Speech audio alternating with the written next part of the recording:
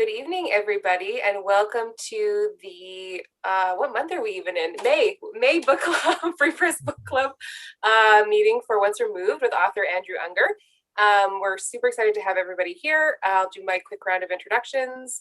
We have our literary editor, Ben Sigurdsson, Chris Hall, co-owner of McNally Robinson, and of course our author Andrew Unger.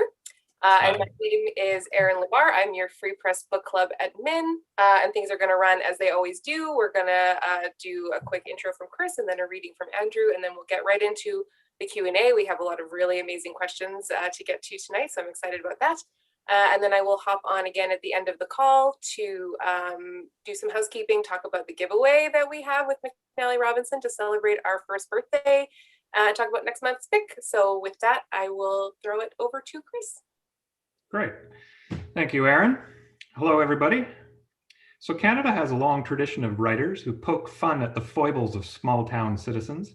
Stephen Leacock might be the original, spinning tales of people. To get to tonight, so I'm excited about that. It's all right. Spinning tales of people's follies in the small town of Mariposa.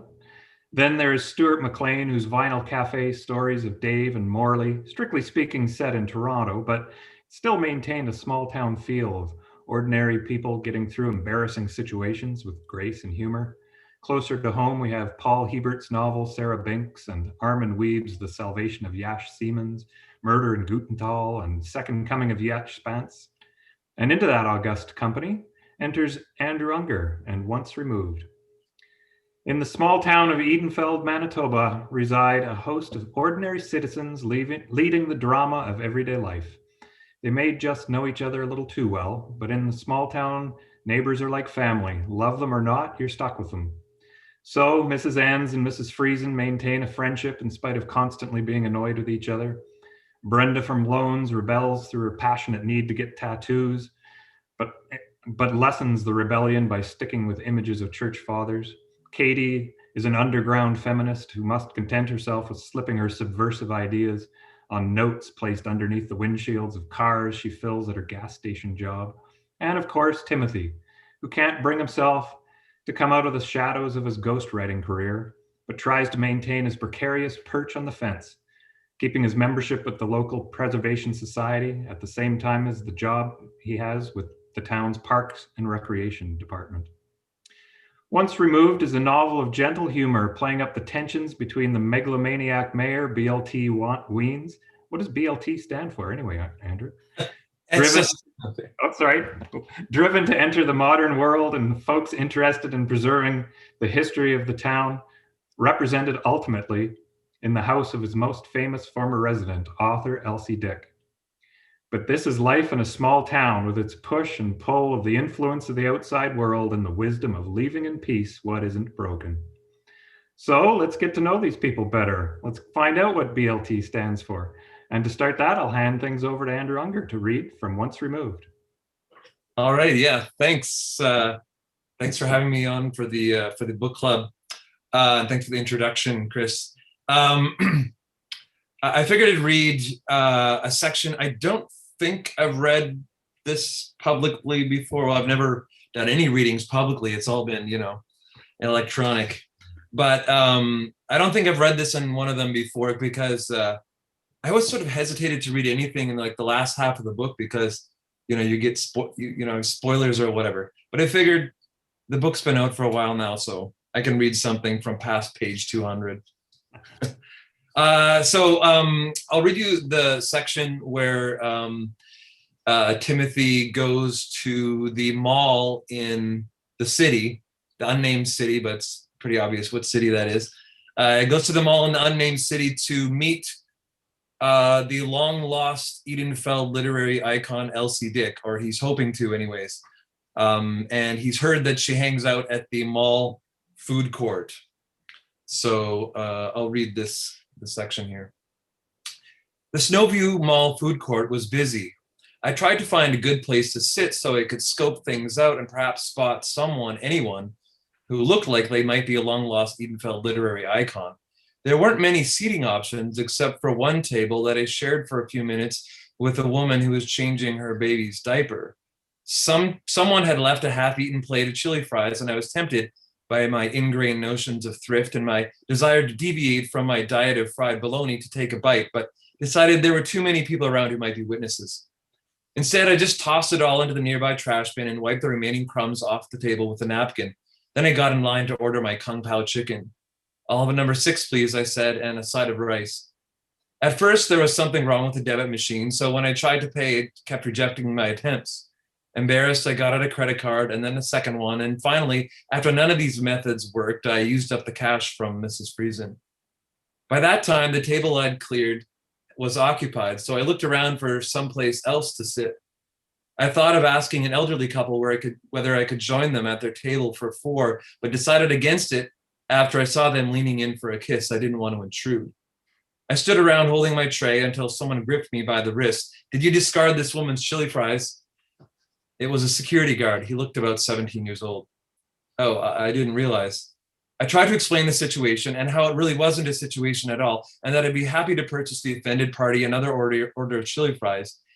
The aggressive young Bengal left me for a moment, and began chatting with an older guard, presumably his supervisor, who then told me that I unfortunately needed to leave the premises.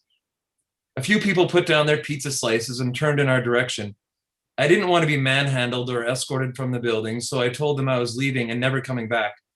I would have made good on my promise too, if it wasn't for the fact that at that very moment, Mrs. Friesen miraculously appeared. Skeptics would probably say she had been in the crowd of disheveled mall-goers the whole time and had simply been using the facilities, but true believers like myself have no choice but to attribute her appearance to an act of the divine. She emerged from the heavens and told the security guards that there's no need to detain me. "Everything is all right, officer." They laughed without causing any further trouble. "They really like it when you talk to them as if they're the police," she said. She laughed and told me I should join her at a table at the other end of the food court next to the taco place where it was quieter. We wound our way through the crowd and made it to a table relatively unscathed, other than a brief moment when my head nearly missed Greek salad. I feel like reading this section about like crowd in a mall, I feel like so distant from that sort of experience at this time. I sat down across from Mrs. Friesen, slumped my shoulder, and took a deep breath. Someone sat down next to me. "Hello," I said, turning slowly in their direction. "Don't worry," the stranger said. "I got myself some more chili fries." "Timothy, meet Elsie," said Mrs. Friesen. "Elsie? Elsie Dick?" Of course it was, but please forgive me for being a little shocked. Yes, it was Elsie Dick I'd come to see. It was Elsie Dick who I'd been expecting, but this was one of those situations where I didn't expect to have my expectations met. Considering they ranked among the best chili fries in this particular food court, it was also unexpected how gracious she was about my disposal of them. "Excuse me," I said, pulling out a book from the fancy cloth book bag Katie had given me and staring at the dust jacket photo. I wasn't even subtle about it. I looked Elsie up and down, and then back at the dust jacket. My mouth agape the entire time. She had changed, but not much really. Certainly not as much as 30 years might suggest.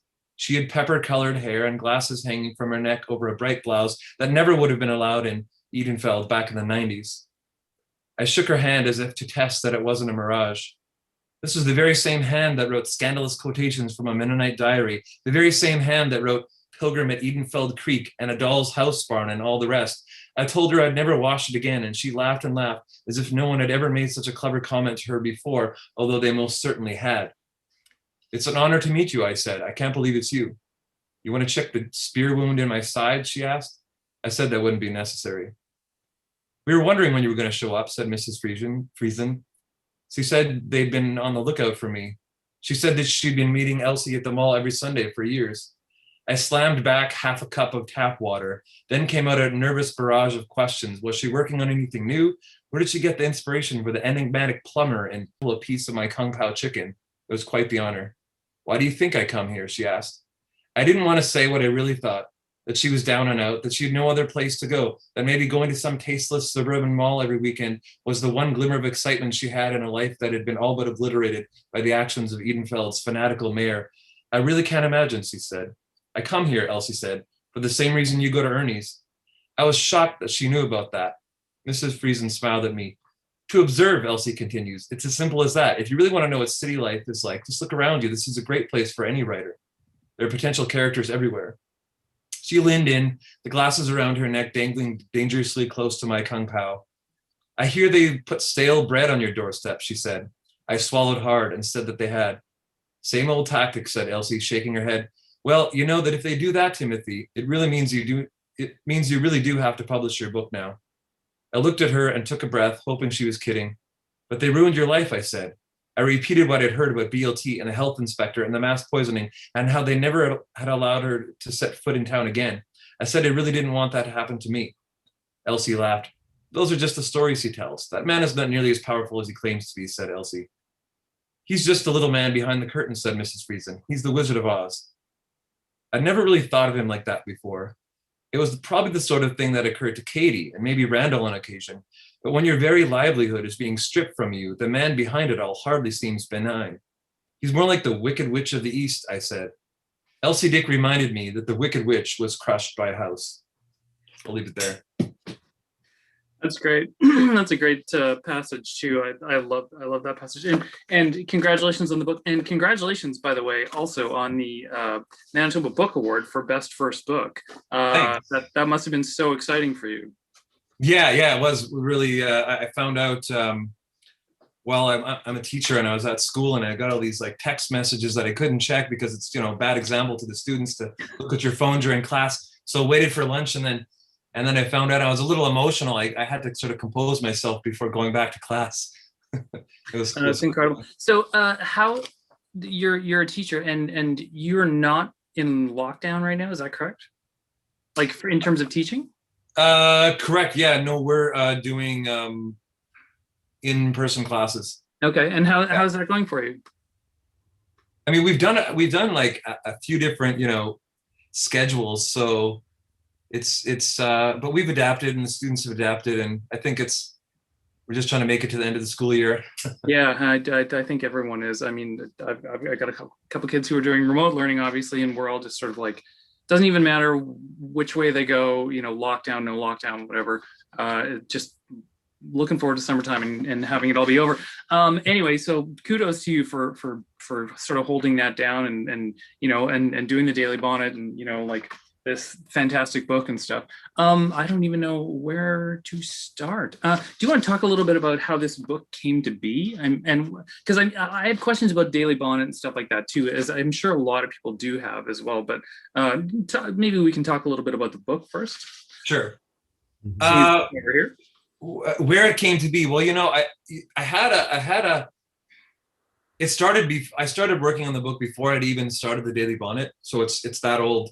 But the manuscript that I wrote then and completed then is very different than this one. When I looked at it just the other day, a very early version, and I'm not exaggerating when I say it's probably 98% different. That's how many changes it went through in the kind of rewrites.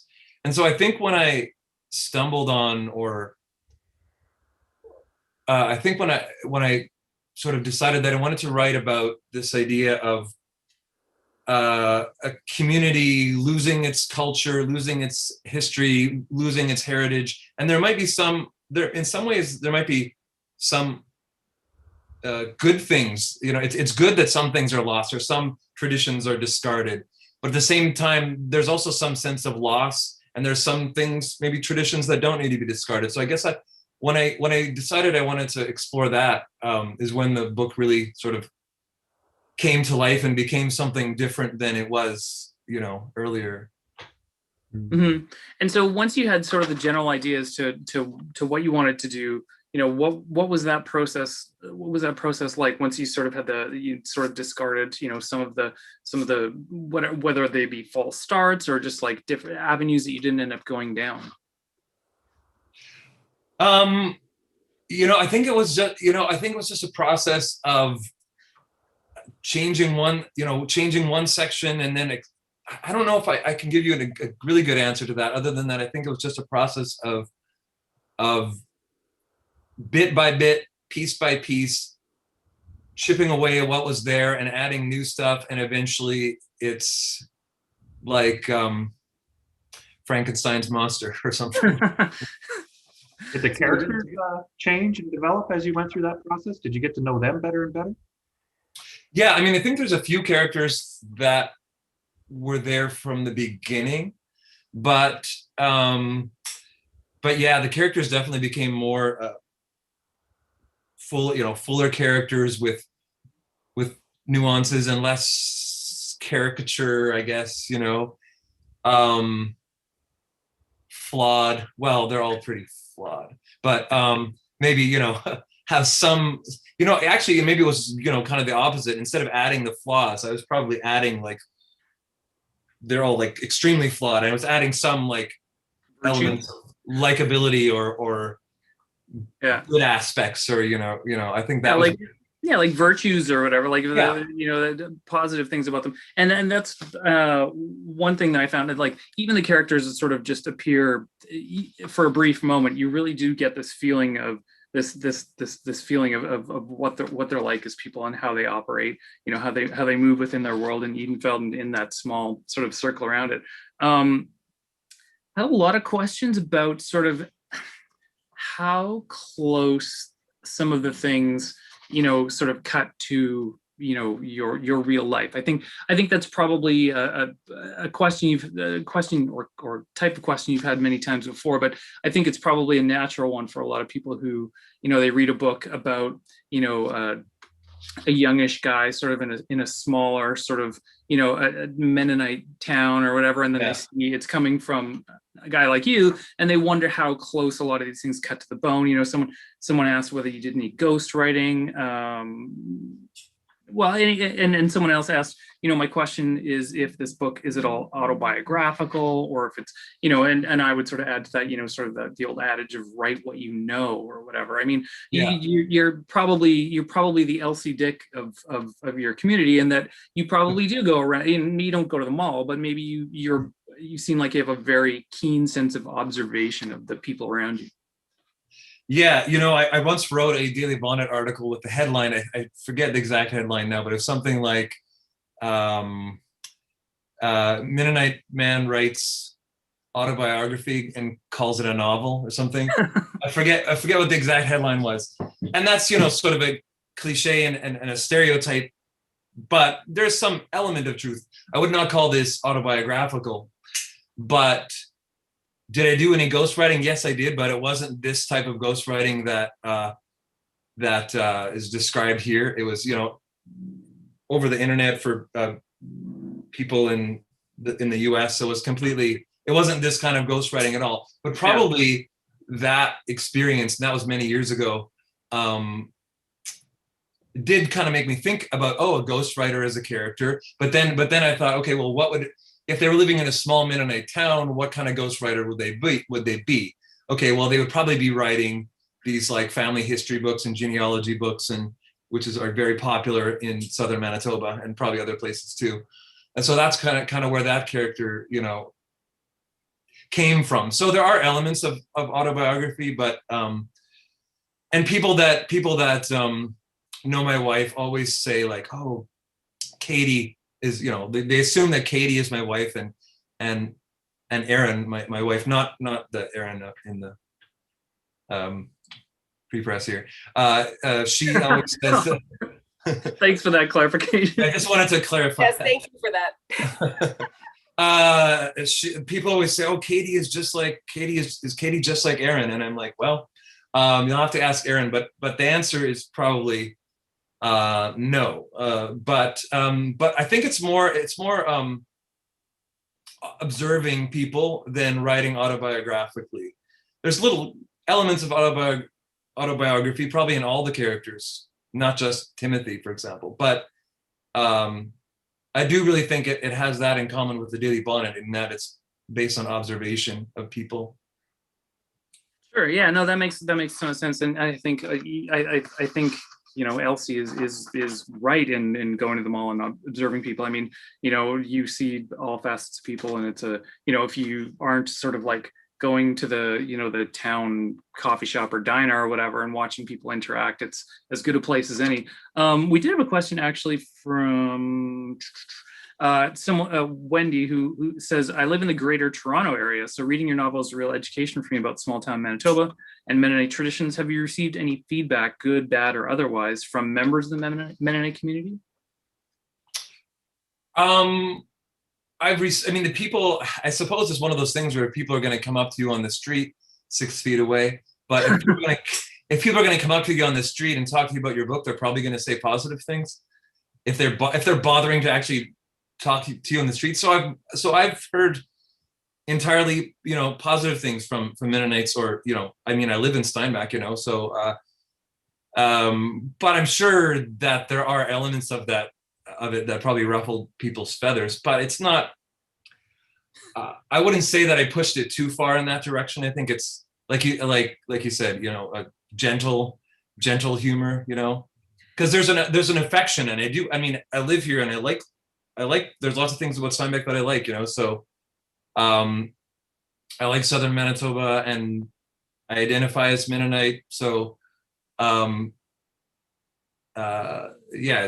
I have positive experiences so far. Yeah, like there's not as much of a in the book. There's not as much of a sort of the visceral pushback that you can find in some books by, say, like Miriam Taves or something like that, where it's like it's more like a gentle ribbing, I guess, or whatever you do, however you want to put it. Does that make sense? Yeah, that's right. I would say that's accurate. Yeah. Gentle ribbing. I'm trying to think where I was gonna. Anyway, so I know when we talked before, a few weeks ago, we talked about sort of, some writers who would influence you and stuff like that, and we talked a little bit about other Mennonite writers like Miriam Taves and like Armin Wiebe. And I did have a question from a reader named, I'm going to pronounce this wrong, this is terrible, Yuta Wisaki. Very sorry, I should just log off right now. Anyway, she says both Armin Wiebe and Andrew Unger's characters use Plattdeutsch. Could the characters in Once Removed speak to the characters in Grandma Laughing or Moonlight Sonata of Beethoven Blatz? In other words, does dialect exist in Plattdeutsch, or are there differences in the language or pronunciation of the words that these communities use? And she said she was really enjoying the book. Yeah, that's an interesting, even if you don't sort of dig into that specific question, the use of Plattdeutsch throughout the novel was just a really interesting way to sort of help develop that voice, because it would just be words sort of like just casually, inserted here and there in place of something that, the community outside of the Mennonite community would be able to recognize. So can you talk a little bit about that? I guess just in general, the Plattdeutsch inclusion and stuff. Yeah, so I do not actually speak Plattdeutsch myself. Most of the words that I used. See, I knew I was saying it wrong too. Plattdeutsch, yeah. I don't speak it myself, although I know, if people speak slowly, I can usually understand, and I know a lot of the words and stuff like that.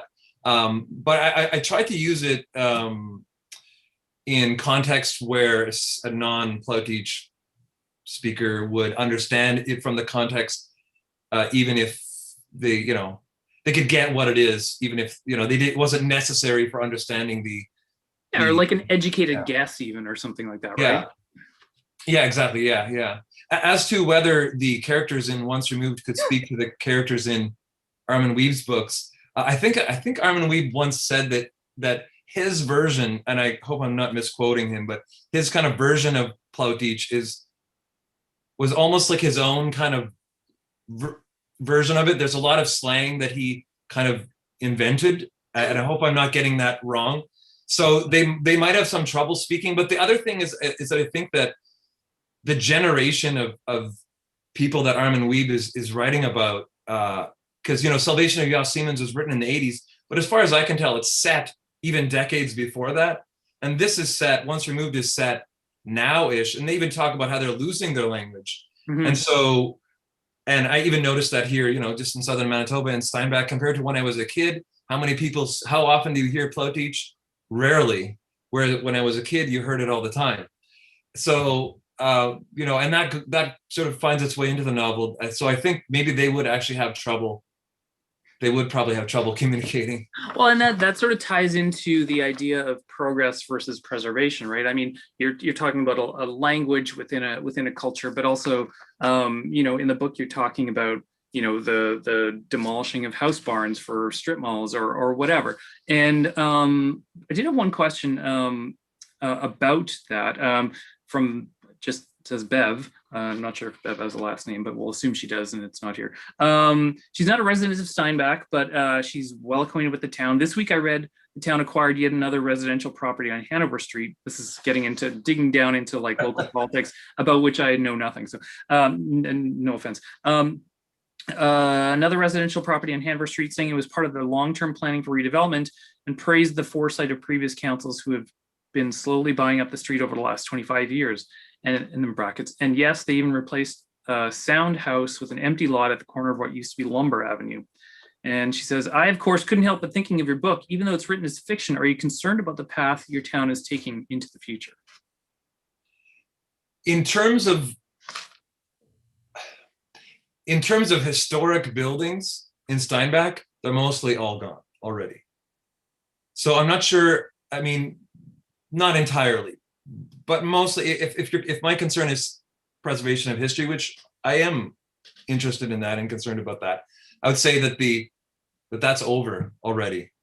Now, of course, the buildings that we don't consider old now will be considered old in the future, et cetera. So, I mean, you can think of it that way too. So maybe we should be concerned about buildings built in the 30s or 40s or 50s and, and think of those as historic already. Otherwise, so yeah, I would say I do have those concerns about Steinbach, but there's a lot of, I mean, the particular project that I think that she's referring to, I'm in favor of. Like, I'd rather have a arena. I'm a big, downtown. I know it's living in Winnipeg, you maybe laugh that I consider Steinbach to have a downtown, but still, I'm a big supporter of a downtown of a city. So the fact that they want to build an arena downtown is a good idea, and I'm in favor of that. So rather than out on the highway somewhere. Yeah, that makes total sense. Chris, do you want to jump in with any questions? Sure. Well, I thought I would take those kinds of ideas in terms of historical buildings, but how about, I mean, you obviously exaggerate, or I'm assuming, maybe you don't, the number of local histories that get published in such a small town. But how important do you think that writing is then, that telling the history of such a place? And before you answer that, I have to say, I thought the titles of the histories that you came up with were just like perfection. They were so good. They were anyway, carry on. Could you just clarify, do you mean how important it is in Steinbach, or what exactly? Well, I think in general, local histories. I mean, as a bookstore, we sell some local histories. I have views on the subject too, but yeah, I just wonder, like in terms of preserving stories, say, and preserving our heritage and those kinds of ideas, how important is writing in that, I guess? Yeah, no, it is important. I think fiction has a role in that too, actually, but specifically, local histories, small town histories, and things like that maybe don't get a lot of attention outside of maybe that town or whatever. But I think those are important to write those, while they can be written, and write them while you can ask people about these stories. And yeah, I think that is really important. I think it's just as important as, the book talks a lot about preserving the buildings, but I think the storytelling is a big aspect of preservation as well, for sure. So how about in terms of progress? One of my favorite characters and the nuance that you were talking about developing over the book. I really like the character of Mrs. Friesen, and I thought the nuances that developed in her over the course of the book were just fantastic. But one of the things she says is that revolution is slow, like a frog boiling in water. So what is that revolution as you would see it, and is it making progress? The revolution is slow, yeah. Or the revolution will not be televised. Maybe that's what I should have put on there. The revolution is slow, yeah. I think from the perspective of the characters in the book, I think those in the Preservation Society, and it is kind of interesting that you see this dynamic in real life as well too, is that you have this kind of dynamic where you have people are it's sometimes the case that the people that are interested in preserving the buildings also have very maybe progressive social ideas about and very wanting to change things socially in a community. And that's what I tried to convey with the Preservation Society too. And sometimes those with, let's say, less than progressive social views have very eagerly progressive views on destroying historic buildings or whatever, and put, if you call that progress. So that isn't always the case. Sometimes the coupling of those things is, the pairing of those things is different. But I liked that contrast, that they were progressive from one point of view and regressive from someone else's point of view. And that both, and BLT Weens too also would have been considered like, progressive from one person's point of view and regressive from another person's point of view. And I think the book and myself takes a stance on that, on which side we're in favor of. But I definitely think that it explores both aspects of that. I totally agree. And I thought the nuanced way in which you did that with Timothy was spot on. I mean, like he's wryly, he's very wry and sort of aware of some things, but at the same time, there are other sort of more, there are certain less progressive things about which he seems so, what's the word? Just not ignorant, but just like it doesn't question certain things, but questions other things very vociferously, or whatever, as vociferously as he can, which is probably fairly mild to begin with or whatever. But I thought you struck a perfect tone with that, and just especially in relation to sort of the humor aspect of it. In terms of the voice, like I just thought you did a fantastic job. Was that a difficult task for you to sort of fine tune that?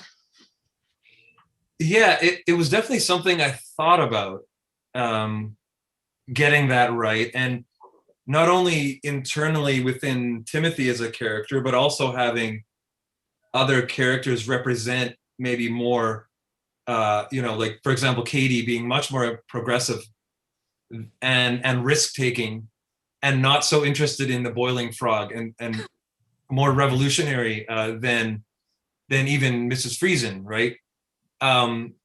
So I tried to have different, sort of spectrum of revolution. I thought you might have trouble answering that question about revolution. It's hard to talk about and include everybody, right? I have a great respect for people who push hard, but at the same time, I'm always inclined to try to listen and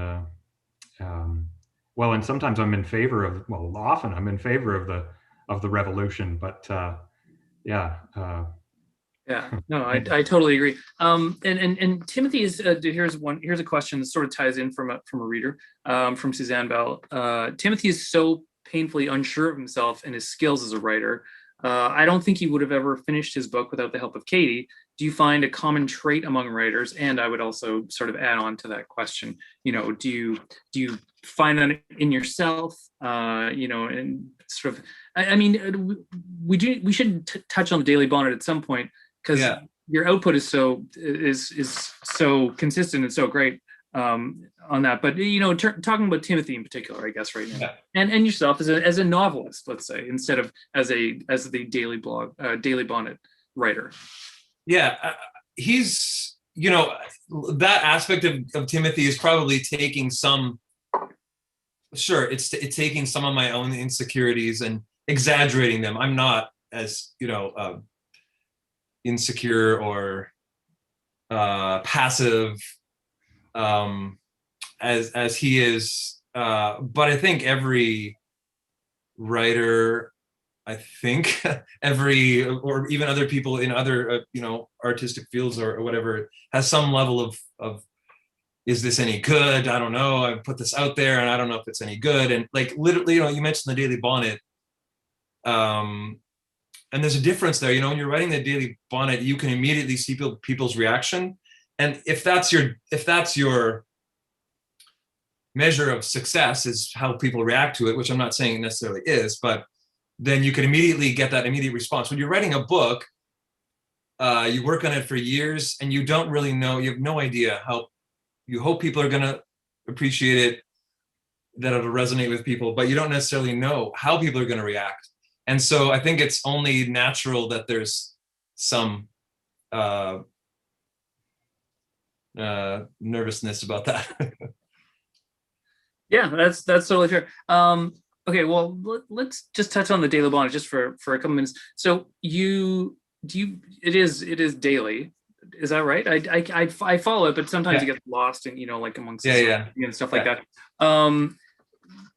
How do you manage sort of that kind of output with your current career, and then you've got also the writing of novels and stuff like that? Yeah. Like, is that something, do you sort of like stockpile, or do you sort of just a combination of that and like current events as they come up? Or Yeah, so I have written one every day, like for 5 years or whatever. So it is, but sometimes I could write one in 10 minutes, and sometimes it'll be a bit longer. But so they don't necessarily take up a huge amount of time to do, but it's just it's just a matter of being consistent and sort of not getting out of that habit. And I do, over time, I did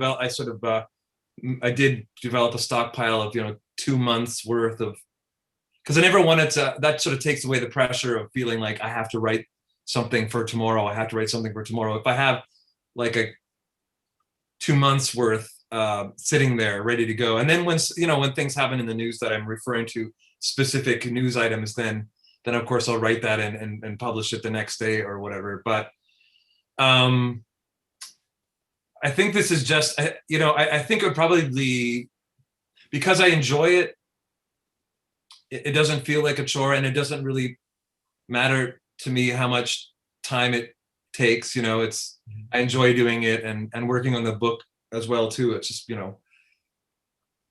I don't know how many hours I put into that, but a lot. It's just if you enjoy it, you'll just keep doing it, and you don't really count the hours.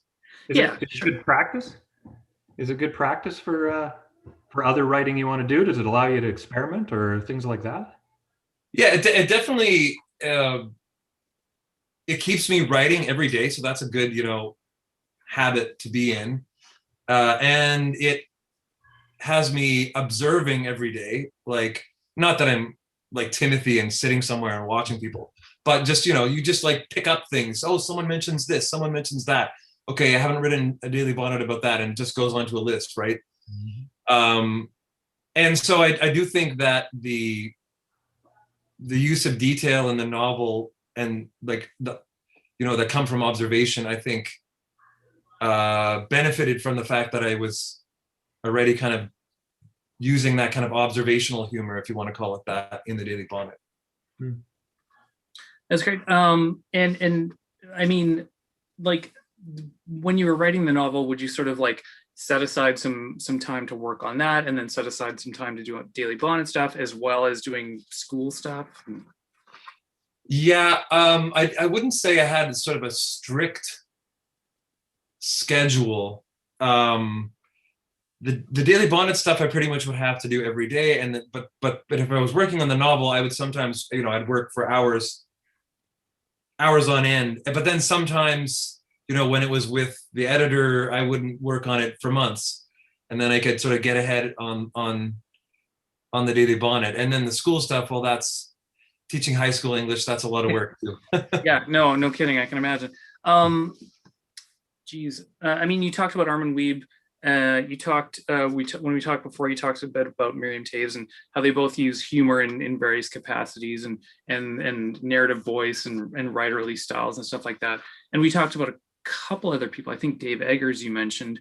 Yeah, like what sort of narrative voices do you tend to gravitate towards? I mean, I found when I read this, it resonated. Timothy's voice his voice resonated with me very deeply. And it made me think sort of like like J.D. Salinger, like the Glass family stories or whatever, where it's like you Okay. sort of get immersed in this world, and there's just a specific voice that is very like it's very evocative in some way that really like sort of draws you in.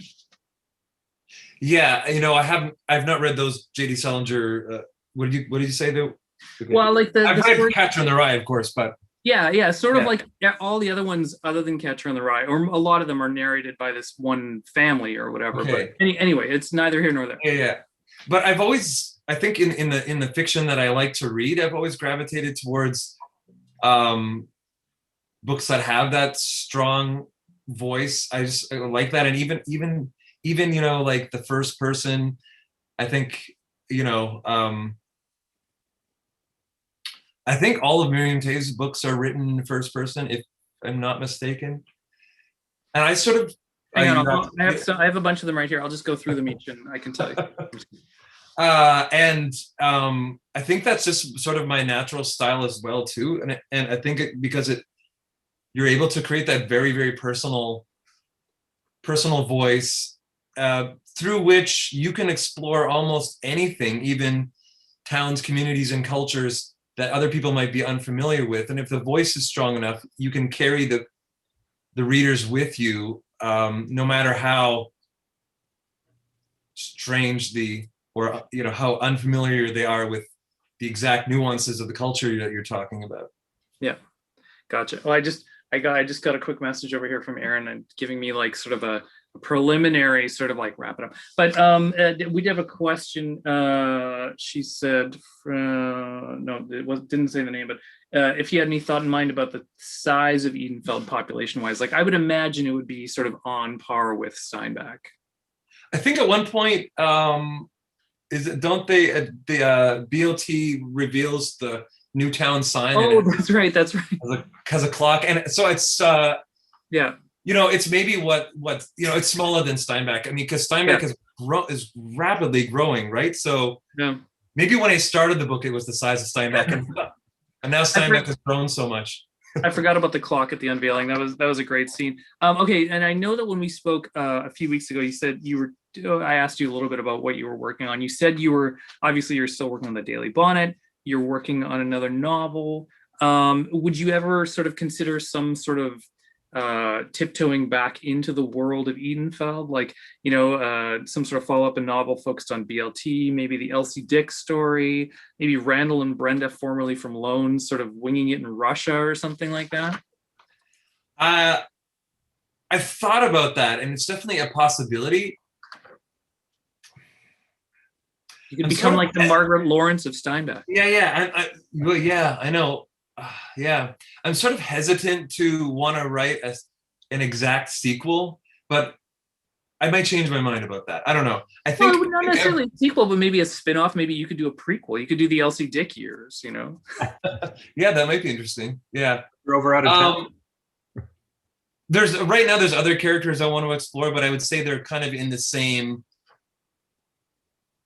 like, Edenfeld could even be mentioned, but it's other characters, So it's the same, like, if you call Edenfeld a world, like Middle Earth, like is a world in that sense, there's other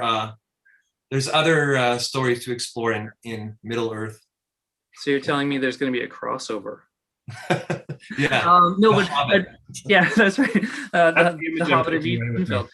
So would you like, and do you have interest in sort of exploring sort of beyond sort of the sort of the light touch humor sort of Once Removed, like trying to do something sort of profound? I don't know what word to use or whatever. Yeah, you know what I mean? Like heavy, I guess.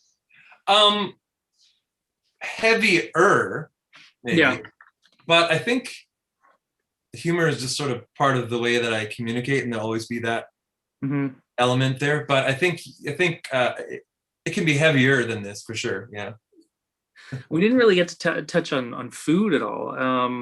I did love the sort of the thread, and that was one way that I thought that you really captured Mennonite culture so well, is with the inclusion of the food. And when we talked before, I mentioned I was half Icelandic, and so I've it's sort of the same thing where it's these traditional dishes that sort of permeate your culture, and like other people might look at vinatarta, the Icelandic layer cake thing with prunes in it and stuff like that, and be revolted. But like, I can't imagine how anyone would find that horrible. And also, of course, my amas is the best. So that's that's sort of a not so, only slightly removed, I would think, from sort of the depictions of food in Once Removed and in Mennonite culture in general, I would think. Yeah, well, food, I think, is one of the least divisive things about a culture. People can disagree about all sorts of other aspects of a community and culture and where it should go and how it should stay and what should change and what's good and what's bad. But like, nobody, from, I won't name any names, but nobody, people universally just, all agree on the food. And that's why I kind of like had it had the food, but it also had like food as a weapon kind of thing. I like to kind of go against the kind of norm of food as being completely a unifying force. Totally. No, it's a unifying force, but at the same time, if someone says that their Emma's vinatarta is better than mine, I will take them out back, and I would have my way with them. So not really. I'm Mennonites don't do that. No, God, no, I don't either. I couldn't handle myself in some sort of thing. But anyway, Aaron, hi. Hi. Do you want to plug? Speaking of food, do you want to plug your new newsletter before we? Oh yeah. Oh, good. Geez, I don't even have a hat around to switch into, but yeah. So me and my, if you don't know, I also write about wine and drinks and stuff like that, and other art stuff or whatever. But my colleague Eva Wozni at the Free Press and I just started once every 2 weeks. I can't remember if that's bi-weekly or if that's twice a week. Anyway, it comes out every 2 weeks, and it's called Dish, and we just talk about sort of updates on food and drink stuff that's going on around town. And so we sort of alternate back and forth, and so I've done one, she's done one, and that's where we're at. I think I'm doing the next one, so I should probably get started on that as soon as I hang up. But yeah, that's sort of another thing that we're doing. Did you want me to plug anything else? No, that's fine. Okay. But good. I'll drop a link to Dish in the YouTube comment box if anyone's interested in signing up for that. Newsletters. Newsletters. We have tons of newsletters actually, so I'll just put the link for all of them. Promo. plug all this stuff. So it's our 1 year. It's our 1 year anniversary. It's our first birthday as of last week, I think. So congrats, everybody. We made it a year. I don't know whether to laugh or cry or be happy. We did it. So those who have registered for book club prior to last week would have gotten an email about a giveaway that we are doing. McNally Robinson has been kind enough to curate and donate a prize pack for us. So if you would like to enter, you can still do so. The form is open until 11:59 p.m. tonight on the book club website, which is winnipegfreepress.com/book-club. And the only eligibility requirement is that you're a member of the book club. So do that, enter for that. It's going to be really great. And then we also have our normal giveaway. So all winners will be alerted tomorrow. And now I will talk about next month's pick. You all know this is not a surprise. We released them early, but it's Paul is Dead by Cece Bennison. It's all about the Beatles. It's all about the Beatles. Paul is Dead? No? Nothing? Yeah. Never mind. Forget it. I'm going to go now. I'm going to turn. Sad trombone. So this is a thriller. I'm really excited I've only read about half of it, but it's very good. It's also set in Manitoba as well, in Winnipeg and in Gimli in parts as well. So there's kind of like a double local angle, which is great. And you'll be getting an email with more info about this tomorrow morning. And one other thing, I'm sorry to keep you all, but we are launching our second edition of the Summer Reading Challenge for kids. So if you have children or grandchildren or nieces or nephews or any children in your life between the ages of 7-ish and 15-ish, we'll be putting together some summer reading lists for them, again, with the help of McNally Robinson. So keep your eyes peeled for that. We're going to launch it later in June, so we can talk about it a little bit at the next meeting for Paul is Dead. I want to thank Andrew so much for his time tonight and for answering everyone's questions. And of course, Chris and Ben from the Free Press. And we will see you all again next month.